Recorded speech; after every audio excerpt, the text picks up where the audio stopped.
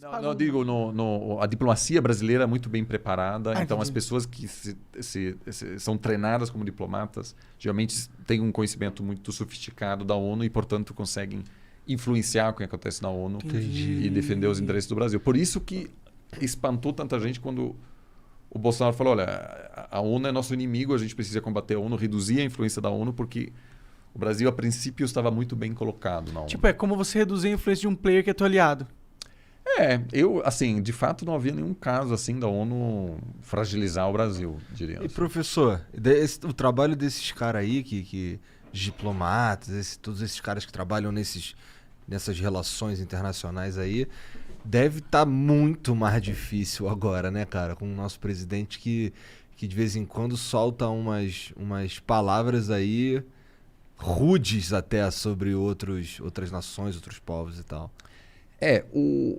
O Brasil era um dos poucos países no mundo que tinha relações amigáveis com todos, todo basicamente, mundo. assim, né? Isso realmente foi um dos das grandes conquistas da diplomacia brasileira. O Brasil conseguiu resolver seus conflitos fronteiriços de maneira pacífica, né? Só com o Paraguai que teve um confronto, mas com todos os outros foi por meio de arbitragem, e que é raríssimo, né? Quando você olha, por exemplo, a Alemanha, todas as fronteiras da Alemanha foram definidas por meio de guerra, né? Conquistas, etc. Então o Brasil é muito atípico nesse sentido, um grande país com um poder militar muito pequeno, né? Vocês sabem onde vai a boa parte do orçamento militar. Trator ou picanha? Ou leite condensado? É isso. Não, mas é pensões, salário, etc. Ou seja, não é assim não tem um grande poder militar e, portanto, não ameaça também seus vizinhos. O Brasil conseguiu algo que poucos países conseguem. É um grande país, rodeado por países pequenos, e ninguém tem medo do Brasil. Invadir esses países, que não é nada trivial. Os países têm medo da China, os vizinhos da Índia se preocupam com a Índia, o Paquistão tem medo da Índia.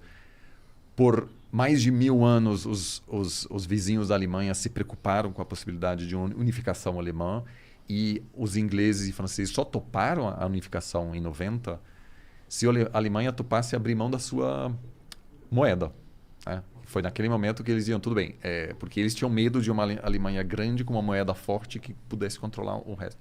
O Brasil sempre deu um jeito. Agora, com Bolsonaro, esse soft power brasileiro, assim, realmente, dessa forma não existe mais, porque...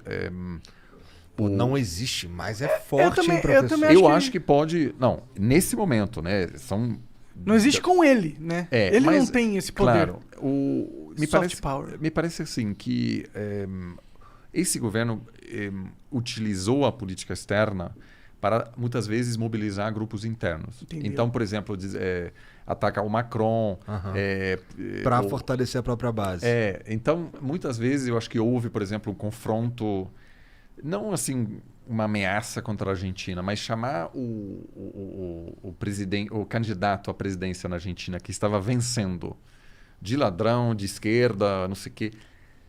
Do ponto de vista racional, isso não faz muito sentido. Isso faz muito sentido para mobilizar a base no Brasil, que não gosta da Cristina Kirchner. Faz muito sentido ser o candidato, mas não se você é o presidente.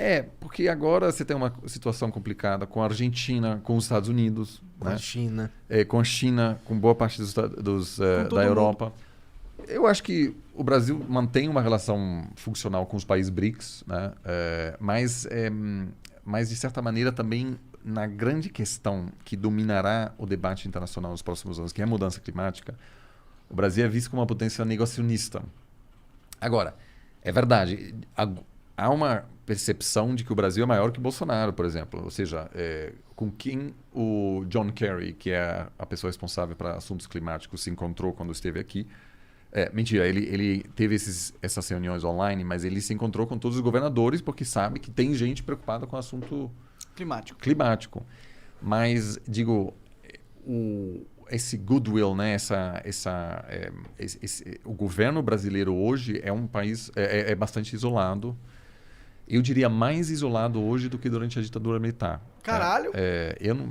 O presidente americano dificilmente receberia hoje o Bolsonaro na Casa Branca, e todos os presidentes brasileiros durante a ditadura visitavam Washington. Eu entendo, mas aí quando você fala isso, eu acho que talvez não seja... Não quero defender o Bolsonaro aqui, mas não acho que talvez seja 100% culpa do Bolsonaro. E mais culpa do ambiente polarizado que a gente vive hoje das mídias sociais. Tipo, o Bolsonaro, ele viralizou tanto como um cara... O bad guy no mundo todo, nas mídias sociais, que isso impossibilitou o Biden de receber ele. Porque o Biden recebe vários caras da Arábia Saudita que são ditadores, tá ligado?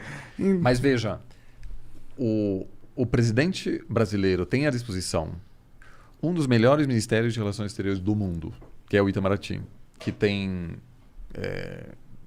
mais de 1.500 pessoas altamente treinadas para blindar o país. É um escudo. E durante a ditadura militar, quando havia um debate na Universidade de Oxford sobre abuso de direitos humanos no Brasil, havia sempre um diplomata que dizia, peraí, eu queria dizer uma coisa, não é bem assim, não é bem assim, defendendo, por exemplo, evitando que o Brasil seja voto vencido na ONU, mantendo laços, explicando por que o Brasil continua sendo um aliado importante.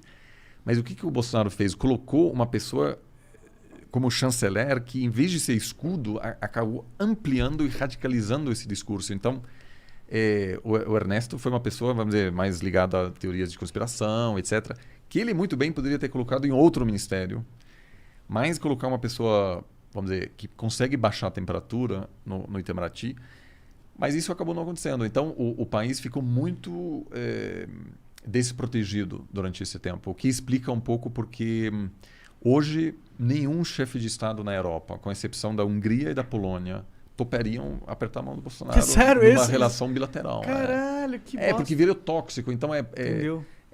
Se você quer falar uma coisa não polêmica sobre RI, vamos supor que você é um candidato a algo na França e você não entende nada de RI e você quer falar algo que é seguro de se falar. Então, você fala mal Bolsonaro.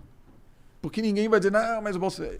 Então, criou-se um consenso que, obviamente, de certa maneira, eu concordo com você, não é inteiramente justo, mas é culpa, sim, do governo, porque poderia...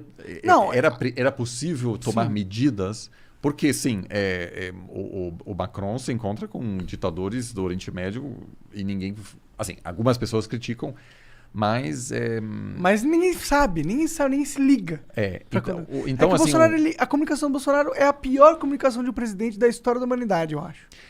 Eu acho que meio que essa caricatura, né? Essa pessoa tóxica que, enfim, não se importa, que não se importa com o próprio isolamento, isso faz parte da estratégia interna. Isso mobiliza os seus seguidores. Para dizer, olha, a gente não está na mão dos chineses, a gente não está na mão agora dos globalistas que tomaram conta da Casa Branca, que fraudaram a eleição. Ele falou para o assessor do Joe Biden que ele acha que as eleições nos Estados Unidos foram fraudadas. O que ele estava basicamente dizendo, eu acho que você faz parte de um governo ilegítimo. Né? E... Ele não entende a ramificação. Eu acho que ele nem se ligou que ele falou isso, né, cara? Mas, digo, pode até dar certo, porque se o Bolsonaro topar, por exemplo, excluir a Huawei da China na hora de construir a rede 5G, o que acho que não vai acontecer, aí sim se poderia até manter uma aliança com os Estados Unidos. Mas o Brasil é tão dependente da China que essa aliança, do ponto de vista americano, não vai dar certo. Então, sobretudo a ala mais esquerda do Partido Democrata odeia o Bolsonaro.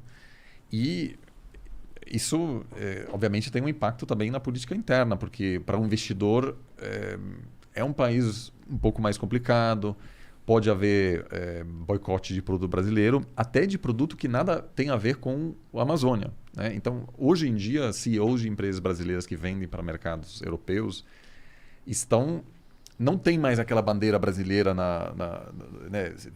destacando. País de todos, Porque 10 anos atrás, você ser uma empresa brasileira era uma vantagem, né, que aumentava a sua visibilidade. Era uma coisa que você queria mostrar. Né? Você colocava bandeira no seu produto. Agora tu deixa passar batido. Hoje é um pouco... porque... Não porque as pessoas não gostam do Brasil, mas as pessoas estão dizendo, será que esse produto tem algo a ver com a destruição da Amazônia?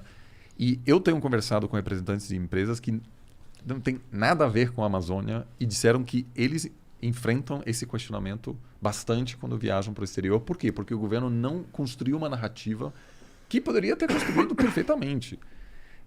Mas era preciso colocar uma pessoa minimamente sensata no Ministério do Meio Ambiente para ter esse escudo de novo. O que acontece? Havia taxas de desmatamento superiores às taxas atuais nos anos 90. Ou seja, não é só o número, mas é O marketing É da o coisa. jeito de tratar, né? total. O Collor, por exemplo, só para dizer assim, o Collor que teve uma presença curta, organizou o Rio, a grande conferência climática. Né? Teve agora a Rio mais 20. A primeira foi em 92. É. Ele falou, olha, a gente Eco 92, né? uma democracia jovem, ainda instável. Muitas pessoas associam o atraso com a gente. A gente é visto como um país ainda ditatorial, que está destruindo a floresta. Então, o que ele fez? Ele consultou seus assessores diplomáticos e eles falaram, olha, a gente consegue mudar a imagem do Brasil organizando a maior conferência do mundo, da história, sobre o clima. E aconteceu. E o mundo falou, nossa, o Brasil está tomando dianteira nesse negócio. Reconhece que é um problema, mas se torna líder nesse assunto. E mudou muito a imagem do país. Então, um outro governo, né, poderia ter feito uma grande conferência, dizer, olha, sim, temos um problema, vamos pensar conjuntamente como lidar com essa questão. E aí, entendeu? Então, tem muito a ver com branding, assim, que esse governo fez muito mal. É verdade, a gente conversou com o Fábio Faria e uma das coisas que a gente falou para ele foi que ele tem o pior trabalho do mundo. É o ministro das comunicações Do Bolsonaro. do Bolsonaro, cara. Sobretudo lá fora. Né? Realmente, assim, eu acho que às vezes as pessoas não se dão conta como mudou, porque o Brasil não era um país já meio isolado, era um país muito bem integrado, que falava com todo mundo. De novo, eu sei disso porque durante assim, 2010 a 2016, 2017, você viajava para Sudão, Coreia do Norte, Oriente Médio, e Brasil era assim, nossa, Brasil, você está... Futebol, cerveja, mulheres. enfim, mas é um país que conseguia... algumas dessas coisas eu acho que foram excessivas. O Lula, por exemplo, queria negociar um acordo nuclear entre Turquia conjuntamente com a Turquia, negociar um acordo nuclear com o Irã. Porra! E foi lá e Da assinaram... hora, porra. Aí ele queria... Enfim, havia um momento em que... Pô, da hora, a gente tá cheio de problema aqui, pô. Mano, mas se a gente tá cheio de pra gente, é um país. A gente tem milhares de pessoas trabalhando pra gente. Se tiver então- uma pessoa trabalhando na paz de um país, é da hora, pô. Então, assim, muitas dessas coisas eu acho que foram um pouco exageradas, talvez, mas o país nunca chegou... Naquela época, quando o Brasil resistia à pressão internacional para acabar com a escravidão no século XIX, também o país estava bastante isolado, né? Porque é um dos últimos países no Ocidente a, de fato, implementar o fim da escravidão. Mas isso, obviamente, faz muito tempo e é difícil comparar esses períodos, mas esse isolamento vai dar um baita trabalho para qualquer futuro presidente. Pra reverter esse isolamento aí. Eu concordo e discordo, porque... Como é que é? Eu concordo que foi uma cagada tão grande que vai dar trabalho, mas eu acho que a gente tá num planeta que a notícia ela voa muito rápido. Tipo, o Talibã descobriu que os Estados Unidos estavam vazando e foi lá e falou, mano, a gente já, tipo, não demorou meses, demorou dias, demorou horas. O Brasil tem uns meios, né? Esse plano de politizar o Itamaraty não deu certo, então hoje você tem um chanceler que Hoje mudou? mudou. Quem que tá lá agora? O Carlos França, que é uma pessoa que faz de tudo para não aparecer. E tá certo assim, porque ele faz contenção de danos nos bastidores. Uma pessoa que quase nunca dá entrevista na imprensa, porque está começando a tentar baixar a bola um pouco e convencer, por exemplo, os ministros a não falarem mal da China, que sempre é um assunto que assusta o agronegócio. Você vai lembrar, no início da pandemia tinha...